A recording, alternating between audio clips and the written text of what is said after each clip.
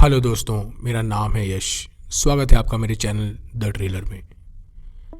आज की कहानी एक ऐसी भयानक प्रैक्टिस के बारे में है जिसने 18वीं सदी में लोगों को अपना शिकार बनाया और इसके शिकार हुए सभी लोग या तो गरीब थे या बहुत परेशान।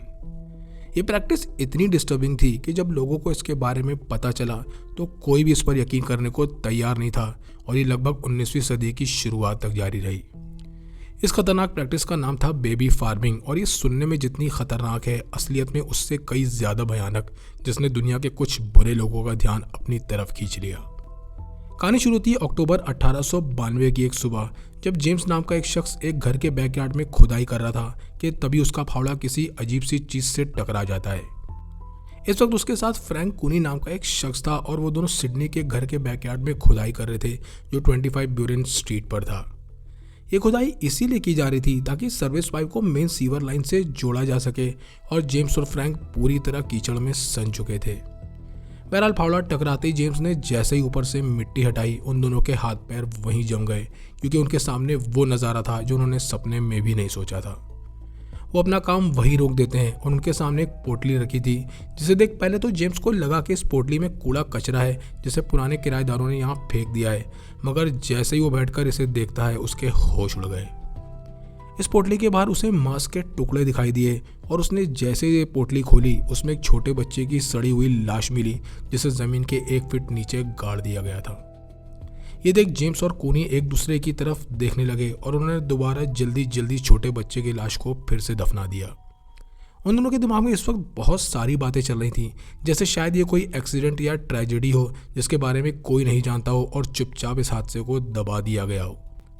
अगली सुबह वो दोनों इस उम्मीद से काम पर लौटे कि वो पिछले दिन के भयानक नज़ारे को भूल जाएंगे, मगर वो ये नहीं जानते थे कि ये अभी एक सिर्फ शुरुआत है। बहरहाल वो दोनों अपनी खुदाई फिर से शुरू कर देते हैं और जहां उन्हें पहली बॉडी मिली थी वहां से 30 मीटर की दूरी पर उन्हें फिर से एक और बॉडी मिली और इस बार एक फीमेल बच्चे की लाश थी।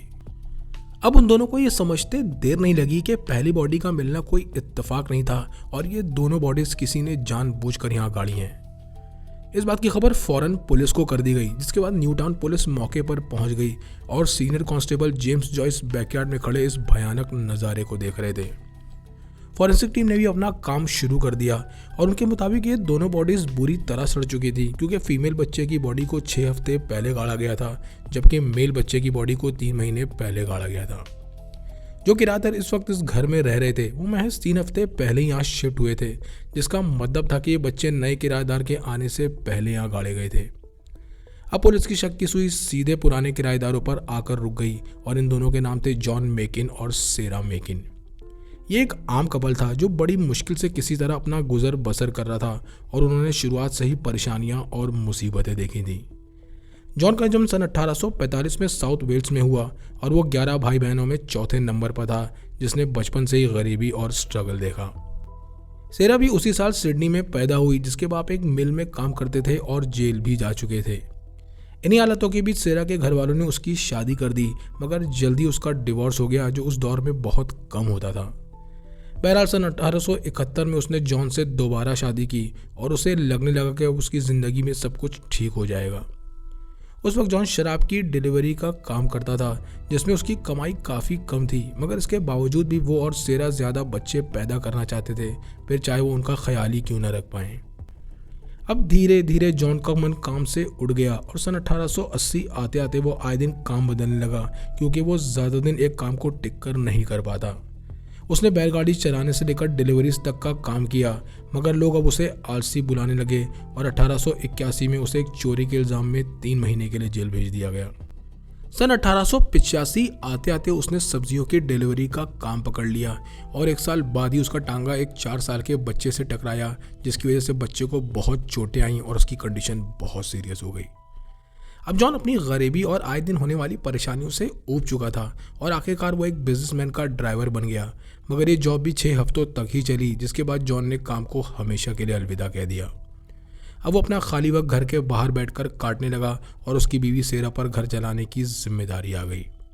हालांकि था तो वो कामचोर, मगर वो हर वक्त बैठकर यही सोचा करता कि वो जल्द से जल्द अमीर कैसे बने और अपने पड़ोसियों को भी यही बताता कि उसने घर किराए पर दे रखा है जहाँ से उसे 4 पाउंड महीने के मिलते हैं। ये 4 पाउंड आज के ज़माने के हिसाब से लगभग 80,000 रुपये बनते हैं और जॉन के मुताबिक उसे ये किराया उस घर से मिल रहा था जो उसकी माँ ने उसे दिया था। बहरहाल बाहर से चाहे वो खुद को कितना भी अमीर दिखा ले, मगर उसके अंदरूनी हालात बहुत ख़राब थे और यही वजह थी कि वो लोग अक्सर एक जगह से दूसरी जगह घर बदलते रहते। यही वो वक्त था जब जॉन और सेरा के हाथ कमाई का एक रास्ता लगा, मगर उन दोनों ने इस रास्ते का वो गलत इस्तेमाल किया जिससे पूरा सिडनी सहम उठा। इस वक्त तक बेबी फार्मिंग पूरे सिडनी में तेज़ी से फैल रही थी, जिसमें माँ बाप न्यूज़पेपर में ऐड देते कि अगर कोई उनके बच्चे को अडॉप्ट करना चाहता है तो वो बिना कोई सवाल जवाब किए अपना बच्चा उनके हवाले कर देंगे। ऐसा करने वाले माँ बाप वो लोग होते हैं जो या तो अपने बच्चे की जिम्मेदारी उठाना नहीं चाहते थे या कुछ पैसे देकर उन बच्चों की जिम्मेदारी किसी दूसरे को दे देते। बहुत सी औरतें तो अनवांटेड प्रेगनेंसी से बचने के लिए अपने बच्चों को महज 3 से 5 पाउंड में दूसरे कपल्स को दे देती, इस उम्मीद में कि उनकी परवरिश एक अच्छे और महफूज घर में होगी। बहुत से गरीब कपल्स इन बच्चों को इसीलिए भी गोद लेते क्योंकि इन बच्चों की देखभाल के लिए उन्हें हर महीने एक रकम मिलती थी और यहीं से शुरू हुआ वो क्राइम जिसकी वजह से उन बच्चों को वो नहीं मिला जिसके वो हकदार थे। इस वक्त सिडनी में सिफिलिस नाम की एक बीमारी बहुत तेज़ी से फैल रही थी, जिसने अमीर और गरीब सबको अपनी चपेट में ले लिया था और इसका सबसे ज़्यादा शिकार हो रहे थे न्यू बॉर्न बच्चे। बहुत सारे न्यू बॉर्न बच्चे इस इन्फेक्शन के साथ पैदा हो रहे थे जिन्हें कोई भी अपने साथ रखना नहीं चाहता था और इन सभी बच्चों को महज कुछ पैसों के बदले दूसरे कपल्स को दे दिया जाता। क्योंकि जॉन और सेरा ने भी बेबी फार्मिंग शुरू कर दी थी, इसलिए बच्चे उनके लिए सिर्फ पैसे कमाने का एक जरिया थे और उससे ज़्यादा कुछ भी नहीं। उन्हें जो भी पैसे इन बच्चों की देखभाल के लिए मिलते वो इन पैसों को कम से कम उन पर खर्च करते और ज़्यादा से ज़्यादा पैसे अपनी जेब में रख लेते। बेबी फार्मिंग करने वाले ज़्यादातर कपल्स का यही हाल था, जिसकी वजह से बच्चे बीमारी, भूख और ध्यान न देने की वजह से मर जाते। पूछताछ से बचने के लिए इन बच्चों की लाश को या तो पानी में फेंक दिया जाता या ज़मीन में गाड़ दिया जाता और किसी को इस बारे में कुछ भी पता नहीं चलता क्योंकि इन बच्चों को ढूंढने वाला कोई नहीं था। जॉन और सेरा इस बेबी फार्मिंग को बखूबी अंजाम दे रहे थे, जिसमें सेरा औरतों को ये यकीन दिलाती कि उनके बच्चे महफूज रहेंगे और जॉन उनके बच्चों का बहुत अच्छी तरह ख्याल रखेगा। वो बच्चों के माँ बाप को ये भी यकीन दिलाते कि वो इन बच्चों को अपने बच्चों की तरह ही पालेंगे, मगर सच्चाई ये थी कि जो भी बच्चे उनके पास आ रहे थे वो गायब होते जा रहे थे। अब तक ये कोई नहीं जानता था कि ये बच्चे बीमारी से मर रहे हैं या भूख से, मगर जो भी बच्चे जॉन और सेरा के पास आते वो ज़्यादा दिन जिंदा नहीं रहते। हर बार बच्चे को गायब करने के बाद वो एक घर से दूसरा घर बदल लेते ताकि किसी को कुछ पता ना चले और फिर वहाँ वो इस चीज़ को फिर से दोहराते। अक्टूबर 1892 में जब पहले बच्चे की बॉडी मिली, तब तक जॉन और सेरा दूसरी जगह शिफ्ट हो चुके थे और पुलिस उन दोनों को ढूंढते हुए रेडफर्न में 6 वेल स्ट्रीट पहुंची, जहां दोनों रह रहे थे। जगह बदलना उनके प्लान का हिस्सा था और वो ये कई सालों से कर रहे थे, जिससे किसी को उन पर कभी शक नहीं हुआ और माँ बाप उन पर भरोसा करके अपना बच्चा उनके हवाले कर देते। 19 साल की एग्नेस ने जब न्यूज़पेपर में ऐड दिया कि उसे एक अच्छी और नरम दिल औरत की ज़रूरत है जो उसके बच्चे को अडॉप्ट कर सके, तब जॉन और सेरा ने उससे कांटेक्ट किया। इसके बाद वो दोनों एग्नेस से मिलने उसके घर गए, जहां उसने 2 महीने पहले ही चार्ल्स नाम के एक बच्चे को जन्म दिया था और फिर जॉन ने अपनी चाल चली। झूठ बोलते हुए जॉन ने कहा कि उन्होंने कुछ वक्त पहले ही अपना बच्चा खोया है और चार्ल्स को गोद लेकर वो उसे अपने ही बच्चे की तरह पालेंगे। जॉन और सेरा ने इस बच्चे को पालने के लिए एग्नेस से 5 पाउंड लिए और साथ ही साथ उन्होंने ये भी कहा कि अभी वो रेडफर्न में कैटल स्ट्रीट में रह रहे हैं, मगर जल्दी वो वहाँ से एक फार्म पर शिफ्ट हो जाएंगे। एग्नेस ने उन दोनों पर भरोसा करके अपना बच्चा उनके हवाले कर दिया, इस उम्मीद में कि जब जॉन उसे नए फार्म हाउस का एड्रेस भेजेगा तब वो अपने बच्चे से मिलने जा सकेगी, मगर वो अपने बच्चे को दोबारा कभी नहीं देख पाई। कई महीनों बाद एक बच्चे की बॉडी रेडफर्न स्ट्रीट में पुलिस को दफन मिली, जिस पर सी लिखा था और ये बॉडी एग्नेस के बच्चे चार्ल्स की थी। जॉन और सेरा के जाल में फंसने वाली सिर्फ एग्नेस ही नहीं थी, बल्कि इन्होंने कई और औरतों को अपना शिकार बनाया था और मई 1892 में एक और शिकार उनके हाथ लग गया। क्लेरा रिस्बी नाम की एक औरत इसी तरह का एडवर्टीजमेंट न्यूज़पेपर में देती है कि उसे एक ऐसे कपल की ज़रूरत है जो उनके बच्चे को अडॉप्ट कर सके और बच्चे की देखभाल के लिए वो उन्हें हर महीने 3 पाउंड देगी। इस बार जॉन एक नकली नाम मैक लैचलन के नाम से उससे कांटेक्ट करता है और क्लेरा से कहता है कि वो उससे मिलने उसके घर आ जाए जो रेडफर्न ईस्ट स्ट्रीट में था। 16 मई को क्लारा अपनी बहन को साथ में लेती है और अपने बच्चे को लेकर जॉन और सेरा से मिलने चली गई ताकि वो दोनों को बच्चे से मिलवा सके। यहाँ भी सेरा ने क्लारा को यकीन दिलाया कि वो उसे अपने बच्चे की तरह पाल पोस कर बड़ा करेगी, और जॉन ने कहा कि वो रॉकेटडल में एक पोल्ट्री फार्म खोलने वाला है, जिसके बाद वो लोग वहीं शिफ्ट हो जाएंगे। जाते वक्त जॉन और सेरा ने यह वादा भी किया कि वो क्लारा के साथ टच में रहेंगे और बच्चे के बारे में उसे बताते रहेंगे, मगर यहाँ भी ऐसा कुछ नहीं हुआ। 2 दिन बाद ही जब क्लारा अपने बच्चे से मिलने वहाँ दोबारा पहुंची, उसे बताया गया कि सेरा बच्चे को लेकर बाहर गई है, और जब क्लेरा तीसरी बार बच्चे से मिलने गई तब घर पूरी तरह खाली था। अब आते हैं तीसरी औरत पर, जिसका नाम एम्बर मरी था, और जून 1892 में उसने एक न्यूबॉर्न बेबी को जन्म दिया। उसने भी यही सेम एडवर्टीजमेंट न्यूज़पेपर में दिया कि कोई कपल उनके बच्चे को अडॉप्ट करना चाहता है तो उससे कांटेक्ट करे, और इस बार जॉन ने ई हिल के नाम से उससे कांटेक्ट किया। इसके बाद जॉन और सेरा एम्बर और उसके बच्चे से मिले, और उनका यही कहना था कि वो बिल्कुल ऐसे ही बच्चे की तलाश में थे। यहाँ भी उन दोनों ने वही झूठे वादे किए कि वो बच्चे को एक अच्छा घर, अच्छी परवरिश और एक अच्छी ज़िंदगी देंगे, और फिर एम्बर ने उन्हें 3 पाउंड दिए और सारा पेपर वर्क करके बच्चा उनके हवाले कर दिया। इसके 2 दिन बाद ही जॉन और सेरा फिर से गायब हो गए, जिसके बाद उन्हें मैकडोनल्ड टाउन के घर में देखा गया। अगले कई महीनों तक किसी को भी ये भनक नहीं लगी कि कुछ तो बहुत भयानक हो रहा है, और किसी का ध्यान इस तरफ नहीं गया कि बच्चे गायब हो रहे हैं और जॉन और सेरा उन्हें मारने के बाद एक घर से दूसरा घर बदल रहे हैं। बाहरी दुनिया के लिए वो दोनों एक गरीब कपल थे जो किसी तरह अपना गुजर बसर कर रहे थे, मगर सच्चाई ये थी कि वो जिस घर में भी सेटल हो रहे थे उसे कब्रिस्तान बना दे रहे थे। अब तक पुलिस के हाथ भी कुछ ऐसा नहीं लगा था जिससे वो कोई तहकीकात करते, मगर अक्टूबर 1892 की उस दोपहर ने इस पूरे केस का पर्दाफाश कर दिया। जेम्स और कोनी को खुदाई के दौरान जब 2 बच्चों की लाशें मिली, तब पुलिस को भी इस बात का अंदाजा नहीं था कि उनके हाथ क्या लगा है और ये केस कितना बड़ा होने वाला है। हालांकि कुछ दिन बाद पुलिस को रेडफर्न की जामिया स्ट्रीट के पास एक और बॉडी दफन मिली, मगर तब भी पुलिस ये समझ नहीं पाई कि ये एक पैटर्न है और इसे अंजाम देने वाला शख्स एक ही है। बहरहाल जॉन और सेरा की पुरानी लोकेशन मिलने के बाद सीनियर कांस्टेबल जॉयस ने जब इस घर के बैकयार्ड को खंगालना शुरू किया, तभी उन्हें अंदाजा हो गया कि कुछ तो है जो बहुत खतरनाक है। जॉयस की नज़र ज़मीन पर गिरी हुई मिट्टी पर पड़ी, मगर जब उसने वहाँ खुदाई की तब वहाँ कुछ भी नहीं था, लेकिन ऐसा लग रहा था जैसे वहाँ से कुछ निकाला गया है। इस बात से पुलिस को ये तो अंदाज़ा हो गया कि जामिया स्ट्रीट में जो बॉडी मिली थी वो कहीं और से निकाल कर वहाँ गाड़ी गई थी, ताकि किसी को कोई शक ना हो। इसका साफ मतलब था कि सबको अंजाम देने वाला अभी भी बाहर घूम रहा था, और इधर पुलिस को फॉरेंसिक टीम से यह भी पता चला कि मेल चाइल्ड की उम्र 5 से 8 महीने के बीच थी और फीमेल चाइल्ड की 2 से 4 महीने के बीच। हालांकि इन दोनों बच्चों की पहचान अभी भी सामने नहीं आई थी, मगर ये बात तय थी कि इन दोनों बच्चों को तब गाड़ा गया था जब जॉन और सेरा इसी घर में रह रहे थे। बहरहाल अब ये केस सीनियर मेडिकल एग्जामिनर को सौंप दिया गया, जिसके बाद अक्टूबर 1892 में उन्होंने एक ज्यूरी टीम बनाई जो इस केस से जुड़े अलग अलग पहलुओं पर गौर करने वाली थी। इसके बाद अलग अलग गवाह जैसे जेम्स और कोनी जो वहाँ खुदाई कर रहे थे, वो डॉक्टर्स जिन्होंने पोस्टमार्टम किया था, और वो पड़ोसी जो जॉन और सेरा के घर के पास रहते थे, उन सभी को बुलाया गया। चूँकि जॉन और सेरा भी अब तक गिरफ्तार हो चुके थे, जिसके बाद उन्हें ट्रायल के लिए कोर्ट में पेश किया गया, और तब शुरू हुआ वो केस जिसने पूरे ऑस्ट्रेलिया को हिला कर रख दिया। कोर्ट में पहुंचने के बाद जॉन और सेरा बिल्कुल शांत थे और पूरी तरह तैयार थे। अपने बयान की शुरुआत करते हुए सेरा ने कहा कि मैकडोनल्ड टाउन के घर में शिफ्ट होने के बाद उन्होंने जून में पहले बच्चे को गोद लिया जो 2 हफ्ते पहले ही पैदा हुई थी, और उसकी देखभाल के लिए उन्हें हर हफ्ते 10 शीलिंग मिलने वाले थे। इसके बाद सेरा ने बताया कि उसकी बच्ची की मां उसे वापस ले गई क्योंकि वो लोग मेलबर्न शिफ्ट हो रहे थे, और उसके इस बयान में जॉन पूरी तरह उसका साथ दे रहा था।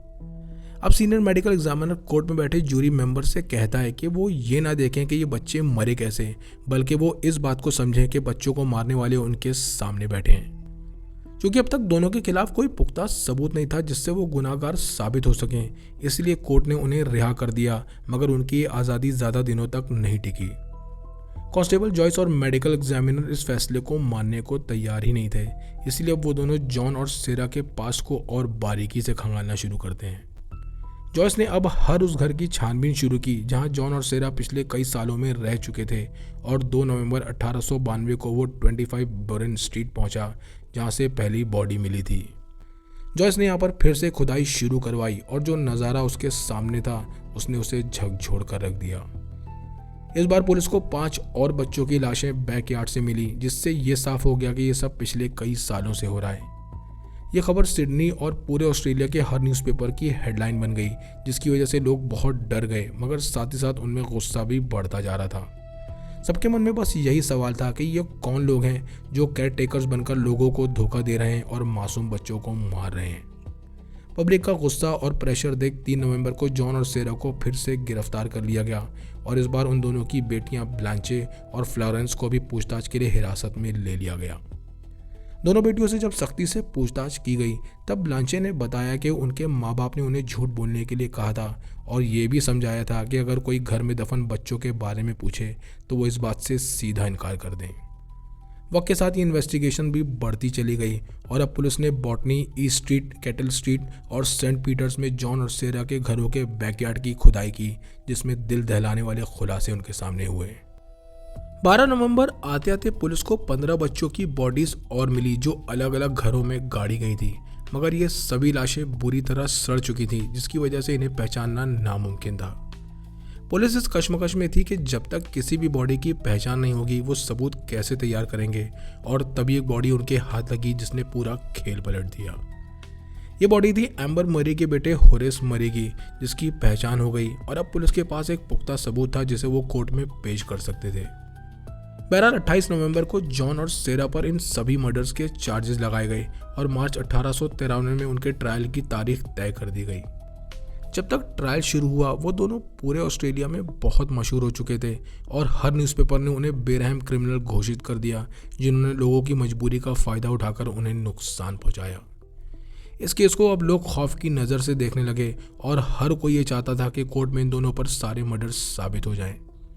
क्योंकि एम्बर मरी ने खुद अपना बच्चा इन दोनों के हवाले किया था और उसकी लाश जॉन और सेरा के घर के बैकयार्ड से मिली थी, जिससे ये साबित हो गया कि इन्हीं दोनों ने उसे मारा है, मगर मौत कैसे हुई ये कोई साबित नहीं कर पाया। लाश सड़ने की वजह से ये समझ नहीं आ रहा था कि बच्चे को कैसे मारा गया है, और तब जॉन और सेरा का वकील ने कहा कि बच्चे की मौत नेचुरल है और यही बहाना कई बेबी फार्मर्स इस्तेमाल करते थे ताकि उन्हें कोई पकड़ ना सके। बहरहाल 6 मार्च को उन दोनों का कोर्ट ट्रायल शुरू हुआ, जिसमें उन दोनों के चेहरे पर डर और घबराहट साफ देखी जा सकती थी। जॉन अपने हाथ बांधे और सर नीचे बैठा था, जबकि सेरा अपने चेहरे को रुमाल से छुपाई हुई थी और सभी को ये लग रहा था कि वो कोर्ट के फैसले से बचने के लिए लोगों की सिंपैथी हासिल करना चाहते हैं। जॉन के वकील ने अपनी दलील पेश करते हुए कहा कि कोई भी डॉक्टर अब तक ये साबित नहीं कर पाया है कि होरेस या किसी भी दूसरे बच्चे का मर्डर हुआ है, और तब डिफेंस का वकील कोर्ट स्टैंड में होरेस की मां एम्बर को बुलाता है। एम्बर ने कोर्ट में बताया कि उसने जॉन और सेरा पर भरोसा करके अपना बच्चा उनके हवाले किया था, और जब कोर्ट में बॉडी पर मिले कपड़े उसे दिखाए गए तो वो फौरन उन्हें पहचान गई। ये वही कपड़े थे जो उसके बेटे ने उस वक्त पहने थे जब एम्बर ने उसे जॉन और सेरा के हवाले किया था, और ये एक बहुत बड़ा सबूत था कि होरेस उन्हीं की देखरेख में ही मरा है। दूसरा अहम गवाह जो कोर्ट में पेश किया गया वो था कांस्टेबल जॉयस, जो इस केस की छानबीन कर रहा था, और उसने एक चौंकाने वाला खुलासा कोर्ट के सामने किया। जॉन ने बताया कि उन बच्चों के कपड़ों और खासकर उनके बगल के अंदर खून के धब्बे मिले हैं, जिससे ये थ्योरी निकल कर आई कि जॉन ने एक लंबी सुई उन्हें मारने के लिए इस्तेमाल की है, जिससे उनका हार्ट पंचर किया गया। ये इतनी सफाई से किया गया कि बॉडी पर कोई भी जख्म सामने नहीं दिखा और ये बच्चे चुपचाप मौत की नींद सो गए। अब डिफेंस का वकील हर विटनेस के साथ जूरी को यह समझाने की कोशिश कर रहा था कि जॉन और सेरा एक ही सेम पैटर्न से लोगों को धोखा देते हैं और फिर बच्चों को मारकर अलग अलग घरों में दफना देते हैं। हालांकि अब तक जो भी सबूत थे वो सभी सर्कमस्टेंशियल थे, मगर उन्हें इग्नोर नहीं किया जा सकता था, और ये केस महज 3 दिन के ट्रायल के बाद ही अपने अंजाम तक पहुंच गया। सारे गवाह कोर्ट में पेश किए जा चुके थे और जॉन और सेरा ने भी अपनी सफाई में कुछ नहीं कहा, और तब आखिरी बार जॉन का वकील कहता है कि ये अभी भी साबित नहीं हो पाया है कि इन बच्चों का मर्डर हुआ है, मगर कोर्ट ने जूरी से कहा कि वो अपना फैसला फैक्ट्स के बजाय इमोशंस की बिना पर सुनाए। 9 मार्च की सुबह 10 बजे जूरी अपने फैसले के साथ तैयार थी और आखिरकार जॉन और सेरा को होरेस के मर्डर का दोषी करार दिया गया। मगर चौंकाने वाली बात यह थी कि इसी जूरी ने सेरा पर रहम करने की अपील की, शायद इसीलिए क्योंकि वो ट्रायल के दौरान रो रही थी। बहरहाल जॉन और सेरा चुपचाप बैठे फैसले का इंतजार करने लगे और फिर जज ने एक एक करके उनके सभी क्रिमिनल चार्जेस पढ़ना शुरू किए। जज ने कहा कि जॉन और सेरा ने कई माओं को अपना शिकार बनाया और उसे झूठ बोलकर उनसे पैसे भी लिए और उनके बच्चों को भी मार दिया। जज के मुताबिक ये अभी भी पता नहीं चला था कि बच्चों को मारा कैसे गया, मगर इतने सारे बच्चों की डेड बॉडीज सीधे जॉन और सेरा की तरफ इशारा कर रही थी। आखिरकार जज ने अपना फैसला सुनाते हुए जॉन और सेरा दोनों को मौत की सज़ा सुनाई, जिसके बाद सेरा रोते हुए वहीं गिर गई और चिल्लाने लगी, मेरे बच्चों को किसने मारा। ऐसा करके वो कोर्ट में मौजूद लोगों को ये यकीन दिलाना चाहती थी कि ये मर्डर्स उसने नहीं किए हैं, और वहाँ मौजूद लोगों के लिए बहुत डिस्टर्बिंग नज़ारा था। जिस औरत ने खुद बच्चों को मारकर गाड़ा था वही अब खुद को विक्टिम दिखा रही थी, जबकि जॉन चुपचाप सर नीचे झुकाए वहीं खड़ा था। इस फैसले के फौरन बाद जॉन के वकील ने सुप्रीम कोर्ट में अपील कर दी और उसका कहना था कि जज ने बिना सबूतों के गलत फैसला सुनाया है। उसके मुताबिक डिफेंस के वकील ने कोर्ट में झूठे गवाह पेश किए जिन्होंने अलग अलग बॉडीज की कहानी बनाई, और जूरी को इमोशनली मजबूर किया गया कि वो जॉन और सेरा को कातिल माने। 23 मार्च को सुप्रीम कोर्ट में इस केस का ट्रायल शुरू हुआ और लगभग एक हफ्ते बाद यानी 30 मार्च को सुप्रीम कोर्ट ने भी अपना फैसला सुना दिया। सुप्रीम कोर्ट का भी यही कहना था कि इस केस में कोई पुख्ता सबूत नहीं है, मगर सर्कमस्टेंशियल एविडेंस यही साबित करते हैं कि इसमें जॉन और सेरा का हाथ है, और सुप्रीम कोर्ट ने उनकी सज़ा को बरकरार रखा। अब जॉन और सेरा एक आखिरी उम्मीद लिए ब्रिटिश एम्पायर के सबसे हाई कोर्ट प्रिवी काउंसिल का दरवाज़ा खटखटाते हैं। हालांकि इस केस को प्रिवी काउंसिल तक पहुंचाने के लिए साउथ वेल्स गवर्नमेंट की परमिशन की ज़रूरत थी, और ये परमिशन मिलते ही सेरा की सजाए मौत को उम्र कैद में बदल दिया गया।